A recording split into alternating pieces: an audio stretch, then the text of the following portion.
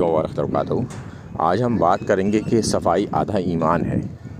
اس کے حوالے سے اکثر لوگ یہ کہتے ہیں کہ اس طرح کی کوئی حدیث موجود نہیں ہے، اور خاص کر بریلوی مکتبہ فکر کے لوگ وہ یہ کہتے ہیں کہ محدثین سے اس کو اخذ کیا گیا ہے، یعنی کہ محدثین نے اسے اخذ کیا ہے۔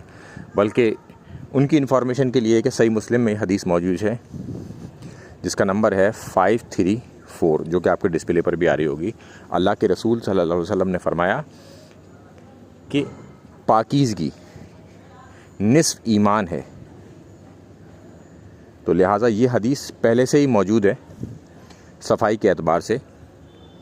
اور آپ دیکھیں کہ اسلام میں سب سے زیادہ تو غسل پر توجہ دی جاتی ہے پاک ہونے کے لیے، پھر پانچوں وقت نماز میں آپ وضو کرتے ہیں تو وہ بھی صفائی کے اعتبار سے ہی ہوتا ہے، اور زیر ناف بال 40 دن کے اندر کاٹتے ہیں، بغلوں کے بال، ناخن کاٹنا، یہ سب صفائی کے زمرے میں آتا ہے۔ السلام علیکم ورحمۃ اللہ وبرکاتہ۔